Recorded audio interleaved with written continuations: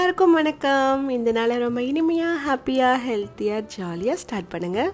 Video பேசுறதுலேயே செம்ம happy மூடில் இருக்கேன். ஏன்னா நம்ம வீட்டில் ஒரு ஃபங்க்ஷன் இருக்குது. என்னன்றது அப்படியே போக போக காமிக்கிறேன். ஏன்னா ஊருக்கு கிளம்ப வேண்டிய வேலை இருக்குது.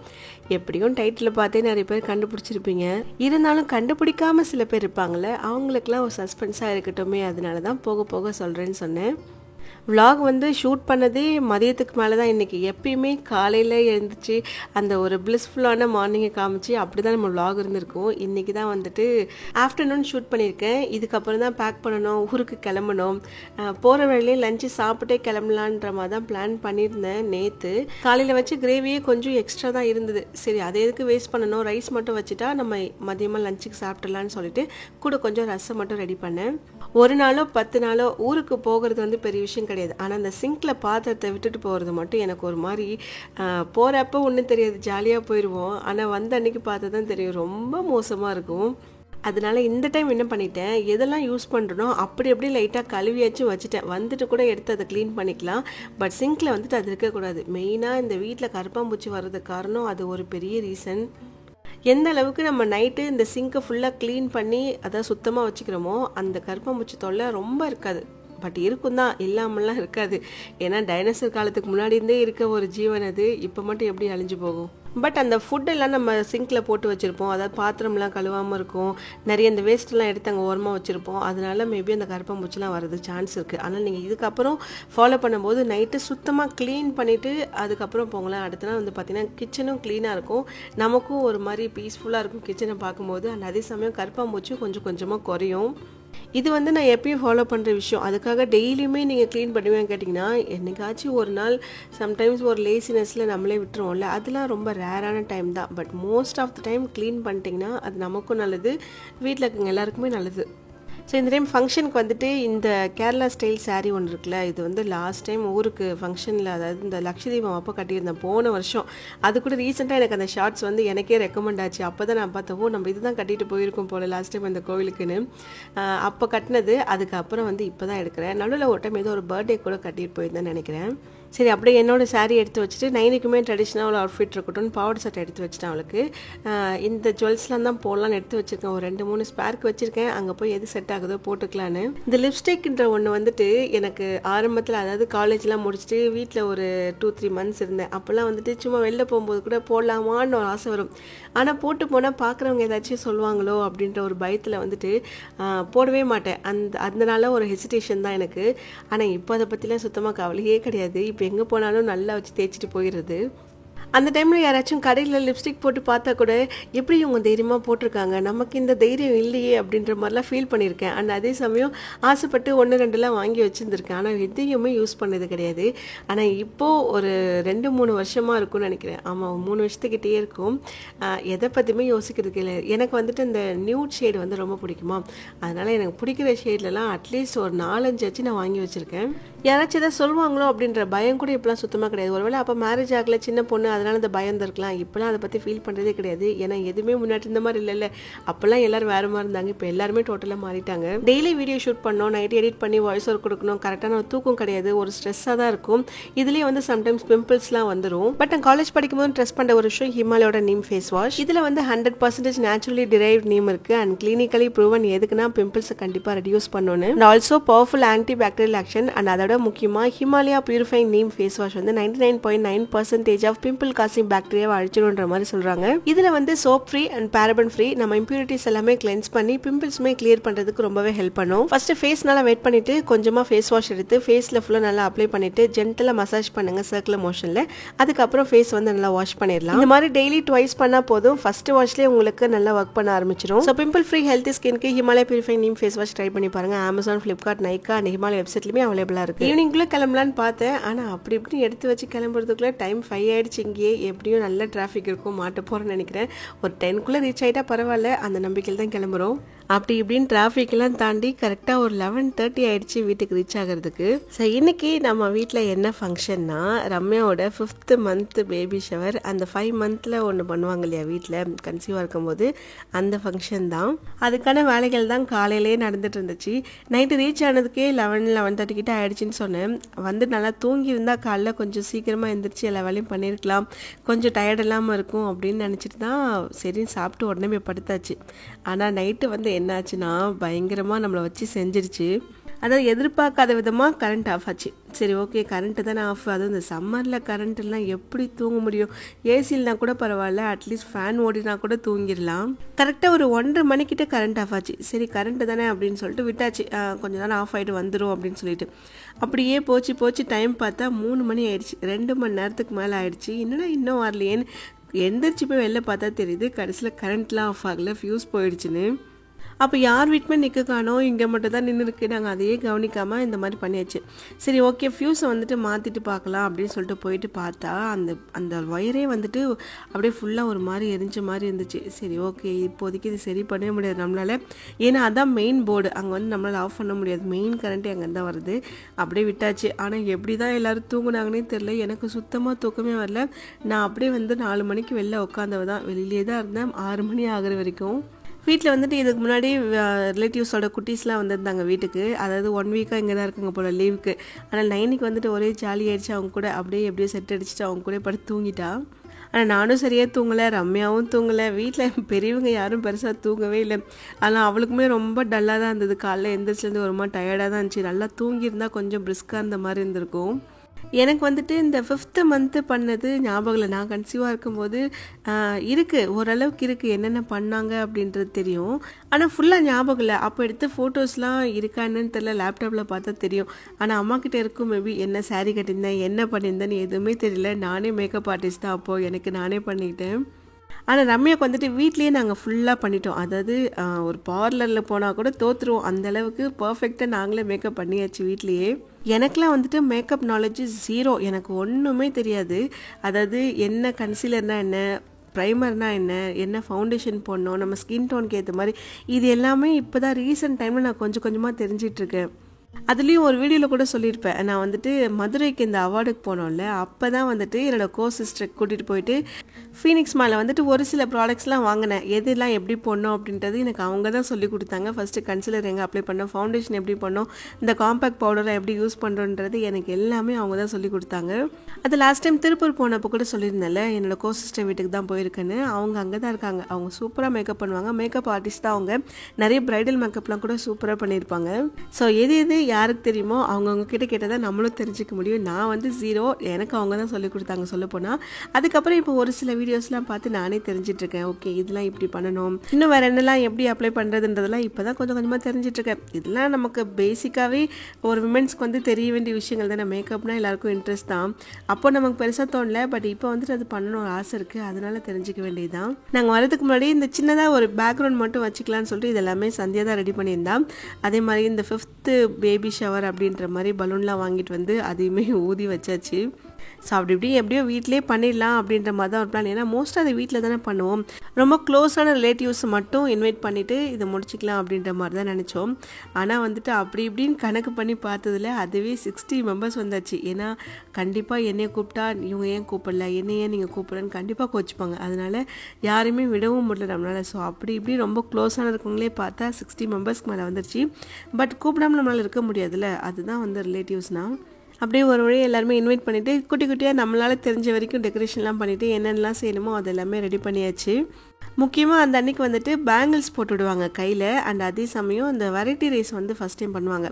புளி சாதம், தயிர் சாதம், லெமன் சாதம், அப்புறம் வந்துட்டு புதினா சாதம் பண்ணுவாங்க, தேங்காய் சாதம், இந்த மாங்காய் சாதம்லாம் கூட பண்ணுவாங்க. ஆனால் நம்ம வந்துட்டு அது பண்ணல. நானும் மாங்காய் சாதம் பண்ணலான்னு பார்த்தேன், பட் அதுக்கான டைம் கிடைக்கல. 10:30 நம்ம டைம் வச்சுருந்தோமா, அதற்குள்ளே எல்லாத்தையும் செஞ்சு முடிக்கணும்னு தான் அவசர அவசரமாக எல்லாத்தையுமே பண்ணுது. அதான் இவ்வளோ கூட்டத்தில் நைனி வந்துட்டு கண்டே பிடிக்க முடியல. ஏன்னா அவளோட உலகம் தனியாக, அவளுக்கு நிறைய ஃப்ரெண்ட்ஸ்லாம் கிடச்சிட்டாங்க, அங்கே நிறைய குட்டீஸ்லாம் வீட்டில் வந்திருந்தாங்கன்னு அவள் வந்துட்டு சுத்தமாக கண்டுக்கவே இல்லை. அவள் பாட்டு ஜாலியாக சுற்றிட்டு இருந்தா. ஏதோ அட்லீஸ்ட் கொஞ்சம் அந்த தலையெல்லாம் சீவர வரைக்குமாதிரி என் கூட நின்றுட்டு இருந்தா. ஸோ இன்றைக்கி வந்துட்டு அம்மா பண்ணுறாங்க, அடுத்த நாள் வந்துட்டு என்னையும் பண்ண சொன்னாங்க, நாத்தனார் முறையில் பண்ணணும் அப்படின்னு. அப்படி தான் அம்மா சொல்லியிருந்தாங்க. சரி அதுக்காக தான் ரெடி ஆகிட்டு ஒரு 2 நாளைக்கு இருக்க மாதிரி ட்ரெஸ் எல்லாம் எடுத்துகிட்டு போயிருந்தோம். ஆனால் நல்லவேளை அங்கே போனதுக்கப்புறம் நாளைக்கே பண்ணக்கூடாது, நீ வந்துட்டு 7th மந்தில் தான் பண்ணணும் அப்படின்ற மாதிரி சொன்னாங்க. சரி ஓகே, அப்போ அது வரைக்கும் கொஞ்சம் சந்தோஷம் தான். ஏன்னா இன்றைக்கும் ஃபுல் வேலையை செஞ்சுட்டு மறுபடியும் அடுத்த நாள் அதே மாதிரி ஃபஸ்ட்லேருந்து செய்யணும் போது கொஞ்சம் டயர்டாக தான் இருக்கும். அவள் ஓகே தான் 7th மந்தில் பண்ணிக்கலாம் அப்படின்ற மாதிரி ஓகே ஆயிடுச்சு.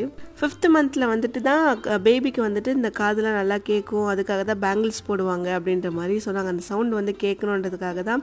அப்படி தான் எனக்கு சொன்னாங்க, நானும் அப்படி தான் நம்புகிறேன். நான் அதை பற்றிலாம் அப்போல்லாம் சர்ச் பண்ணவே இல்லை. இப்போ என்ன ஆகும், இந்த மந்தில் என்ன ஆகும்னு. ஃபஸ்ட்டு ப்ரெக்னென்ட் வந்துட்டு எல்லாருக்குமே ஒரு மாதிரி பயம் கலந்த ஒரு ஹாப்பியாக தான் இருக்கும். அதே மாதிரி தான் எதையுமே கண்டுக்கலாம். சுற்றி இருக்கவங்க என்ன சொல்கிறாங்களோ அதுக்கு எல்லாத்துக்குமே மண்டையை ஆட்டிகிட்டு இருந்திருப்போம்.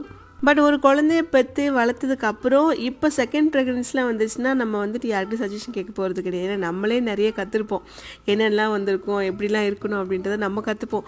அதனால் இதுக்கப்புறம் வரப்போகிற ப்ரெக்னன்சிக்கெலாம் பிரச்சனை இல்லைன்னு நினைக்கிறேன். பட் ரம்யாவுக்கு வந்து அந்த ஃபீல் கண்டிப்பாக இருக்குது. ஏன்னா ஃபஸ்ட்டு ப்ரெக்னன்சியில் அவள் எல்லாரும் என்ன சொல்கிறாங்களோ அதை கண்டிப்பாக கேட்டுட்டு தான் இருப்பாள். ஆனால் நான் வந்துட்டு என்ன பண்ணேன்னா, கன்சீவாக இருக்கும் போதுலேருந்தே ஒரு நோட் போட்டு வச்சுட்டேன், என்னெல்லாம் சாப்பிடணும் என்னெல்லாம் சாப்பிடக்கூடாது அப்படின்னு. அது சாப்பிட வேண்டியதை வந்து டைம் போட்டு அந்த மாதிரி நான் சாப்பிட்ருந்தேன். மெயினாக அப்போ தான் வந்து இந்த ராஜ்மாலாம் நான் புதுசாக சாப்பிட ஆரம்பித்தேன். ஏன்னா சும்மாவே நம்ம கூகுள் பண்ணால் ப்ரெக்னெண்ட்டாக இருக்க டைமில் என்னெல்லாம் சாப்பிட்லாம் அப்படின்னாலே மெயினாக அந்த ராஜ்மா இந்த மாதிரி நிறைய வெரைட்டிஸ் வரும். ஸோ அப்போ அதெல்லாம் நோட் பண்ணி வச்சுட்டு சுண்டல் மாதிரியோ கிரேவி மாதிரியோ என்ன தோணுதோ எதையாச்சும் ஒன்று சாப்பிட்டே தான் இருந்தேன். செஞ்சு கொடுத்துட்டே தான் இருந்தாங்க வீட்லேயும். நீங்கள் கன்சீவாக இருக்கும்போது 5th மந்தில் என்னெல்லாம் பண்ணியிருப்பாங்கன்னு உங்களுக்கு ஞாபகம் இருந்துச்சுன்னா மறக்காமல் கமெண்ட்டில் ஷேர் பண்ணுங்கள். உங்களோட எக்ஸ்பீரியன்ஸ் அது உங்களுக்கு வந்து ஒரு பியூட்டிஃபுல் மெமரிஸாகவே இருக்கும். ஞாபகம் இருந்துச்சுன்னா ஷேர் பண்ணுங்கள், நானும் கொஞ்சம் தெரிஞ்சுக்கிறேன். ஒரு 5 வெரைட்டி ரைஸ் பண்ணோம். இது கூட லஞ்ச் வந்து எல்லாருக்கும் வெளியிலே சொல்லியாச்சு. என்னென்ன ரைஸ்னால் தயிர் சாதம், லெமன் சாதம், புளி சாதம், தேங்காய் சாதம், சர்க்கரை பொங்கல். ஒரு ஸ்வீட் இருக்கணும்ல, அதனால ரம்யாவுக்கு வந்து சூப்பராக மேக்கப்லாம் முடிச்சுட்டு வெளில வந்து கொஞ்சம் ஃபோட்டோ ஷூட் நடந்துகிட்டு இருந்தது. கப்பிள்ஸ் ஃபோட்டோ ஷூட், அப்புறம் வந்துட்டு இந்த மெட்டர்னிட்டி ஃபோட்டோ ஷூட் மாதிரி நாங்களே வீட்டில் பண்ணிக்கிட்டோம். மெஹந்தி வந்துட்டு சந்தே தான் போட்டு விட்டோம். அவங்க ஒரு பெரிய மெஹந்தி ஆர்டிஸ்ட். அவங்க நீங்கள் என்ன டிசைன் கேட்டாலும் சூப்பராக போட்டு விட்ருவாங்க. ரம்யாவோட சிஸ்டர் தான். அப்படியே எல்லா ஃபோட்டோ ஷூட்லாம் முடிச்சுட்டு ஃபங்க்ஷன் வந்து ஸ்டார்ட் பண்ணுற டைம், அதுக்குள்ளே வந்துட்டு என்னென்னலாம் பண்ணமோ மேக்கப் கலையிறதுக்குள்ளே அதெல்லாம் பண்ணிடணும்னு சொல்லிட்டு எல்லா ஃபோட்டோஸும் எடுத்து முடிச்சாச்சு. சாப்பாடுமே கிட்டத்தட்ட எல்லாமே ரெடி ஆகிடுச்சு. 5 வெரைட்டி ரைஸுமே டக்குன்னு ரெடி பண்ணிட்டாங்க. நெக்ஸ்ட் டைம் 7th மந்தில் நான் பண்ணுறப்போ இதில் ஏதாச்சும் ஒரு சாப்பாடை ஸ்கிப் பண்ணிவிட்டு மாங்காய் சாதம் பண்ணோம் கண்டிப்பாக. ஏன்னா கொஞ்சம் நல்லா புளிப்பாக இருக்கும்ல, லெமன் சாதம் அப்படி தான் இருக்கும். பட் அதில் மாங்காய் சாதம் நல்லா டேஸ்ட்டாக இருக்கும். அதை வந்து ட்ரை பண்ணிட வேண்டியதான். இந்த மாதிரி ஃபங்க்ஷனில் நடக்கிறப்போ என்னை யாராச்சும் கூப்பிட்டு ஃபஸ்ட்டு நீ பண்ணு, எல்லாத்தையும் நீ பண்ணுன்னு சொன்னாங்கன்னா எனக்கு ஒரு மாதிரி அப்படியே படப்படன்னு வந்துடுது. ஏன்னே தெரில, அது பயம் கிடையாது. எனக்கு என்ன தோணுன்னா, நமக்கு வந்து அவ்வளோ வயசாகலை, நம்மளும் இப்போ தான் ஒரு 8 வருஷம் ஆகுது மேரேஜ் ஆகி. பட் நல்லா வாழ்ந்தவங்க, கொஞ்சம் வயசானவங்க, அந்த மாதிரி ஆளுங்க ஃபஸ்ட்டு கொஞ்சம் ஸ்டார்ட் பண்ணால் அது கொஞ்சம் நல்லா இருக்குமே அப்படின்ற மாதிரி எண்ணம் எனக்கு.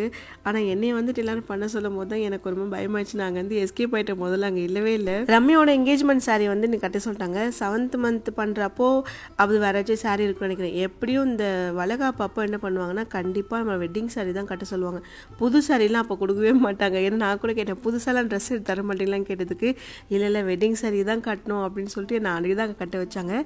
கரெக்டாக கன்சீவாக இருக்கும்போது வேறு கொஞ்சம் வெயிட் வேறு போடுவோமா, மேரேஜ் அப்போ போட்ட ப்ளவுஸ்லாம் நல்லாவே டைட் ஆகிடும். அதனால அதுக்குன்னு தனியாக எடுத்து ப்ளவுஸ் தச்சுட்டு தான் நான் போட்டேன். ரம்யாக்கிட்டே அதான் சொல்லியிருக்கேன், எப்படியும் இன்னும் கொஞ்சம் நாள் வெயிட் ஏறிடும், இந்த ப்ளவுஸ்லாம் பத்திரமா வச்சுக்கோ, இல்லைனா எப்படியாச்சும் வெயிட் ஏறாத மாதிரி மெயின்டைன் பண்ணு அப்படின்னு சொல்லிட்டேன். பட் எப்படியும் அந்த டைமில் கொஞ்சம் உடம்பு லைட்டாக 2-3 சுத்தாச்சு போடும்ல. இந்த மாதிரி டைமில் பொதுவாக வந்துட்டு நமக்கு என்ன தோணும், ஒரு பொண்ணாக கேட்குறேன், அதாவது நம்ம வீட்டுக்குலேருந்து எல்லோரும் இங்கே வராங்க ஃபங்க்ஷனுக்கு, நம்ம அம்மா வீட்டு சைட்லேருந்து ரிலேட்டிவ்ஸ்லாம் வராங்க, எந்த விதத்துலேயும் அவங்க மரியாதை குறையிற மாதிரி நம்மளும் நடந்துக்கக்கூடாது, வீட்டில் இருக்கவங்களும் அப்படி பண்ணிடக்கூடாது அப்படின்றதுல வந்து எப்பயுமே நான் கொஞ்சம் கான்ஷியஸாக இருப்பேன். நான் ஆரம்பத்துலேயே என் தம்பிகிட்ட சொன்ன விஷயம் என்னென்னா, கல்யாணத்துக்கு அப்புறம் வீட்டுக்கு வந்து கண்டிப்பாக ரம்யா வீட்டிலேருந்து எல்லோரும் வருவாங்க, அவங்க பேரண்ட்ஸ் வருவாங்க, சொந்தக்காரங்க வருவாங்க. அதனால் எந்த ஒரு இடத்துலையும் நீ வந்துட்டு அந்த மாப்பிள்ளை இந்த கெத்தெல்லாம் காமிச்சிட்டுலாம் நிற்கக்கூடாது. நீ வந்து எல்லாருக்கும் எப்படி ரெஸ்பெக்ட் கொடுப்பியோ அதே தான் நீ அங்கேயும் கொடுக்கணும். நான் வந்துட்டு ஊரில் எங்கள் சொந்தக்காரங்களாம் பார்த்து தானே வளர்ந்துருக்கேன். யாரும் ஒன்றும் பெருசாக சிட்டிலாம் கிடையாது, எல்லாருமே வில்லேஜ் பக்கம் தான். ஏன்னா எங்கள் அப்பாவுக்கு வந்துட்டு ஒரே ஒரு பையன் தான். எங்கள் அப்பாவுக்கு ஒரு அக்கா, 3 தங்கச்சி. அவங்க ஹஸ்பண்ட் எல்லாமே எங்கள் வீட்டுக்கு மாப்பிள்ளை தானே. இது வரைக்கும் நான் பார்த்ததில்ல. சின்ன வயசில் தான் சொல்கிறேன். எங்கள் பாட்டியை வந்துட்டு அதாவது எங்கள் பாட்டிக்கு மாப்பிள்ளை தான் அவங்கலாம் யாருமே நின்று மதிச்சதே கிடையாது. எனக்கு அதை பார்க்கும்போதெல்லாம் அப்போ புரியல. ஆனால் இப்போ தான் அதெல்லாம் நான் யோசித்து பார்க்கும்போது புரியுது. அட்லீஸ்ட் வயசானவங்க கூட அவங்களுக்கு வந்து ஒரு மரியாதை கொடுத்து கூட நின்று சாப்பிட்டீங்களான்னு கூட யாரும் கேட்க மாட்டாங்க. அப்படியே வருவாங்க, அப்படியே ரொம்ப ஒரு மாதிரி கெத்தாக நிற்பாங்க, கெத்தாவே தான் உட்காந்துருப்பாங்க, அப்படியே கெத்தாவே கிளம்பி போயிடுவாங்க. ஆனால் வீட்டில் இருக்கவங்க எல்லாரும் எல்லாத்தையும் சமைச்சு போடணும். ஒரு வார்த்தை கூட என்ன பண்ணுறீங்க ஏது பண்ணுறீங்க, எங்கள் பாட்டி பார்த்து சாப்பிட்டீங்களா, எங்கள் தாத்தா பார்த்து சாப்பிட்டீங்களா, எப்படி இருக்கீங்கன்னு எதுவுமே பெருசாக கேட்டுக்கவே மாட்டாங்க. அதுக்கு முக்கிய காரணம் எங்கள் பாட்டின்னு தான் நான் சொல்லுவேன். ஏன்னா அவங்க என்ன பண்ணுவாங்கன்னா, ஐயோ மாப்பிள்ளை வந்துட்டாரு அப்படின்னு சொல்லிட்டு அவங்க கொடுக்குற பில்டப்லாம் இருக்குது பாருங்க, அப்படியே ரொம்ப பணிஞ்சு பயங்கர பணிவாக தான் பேசுவாங்க.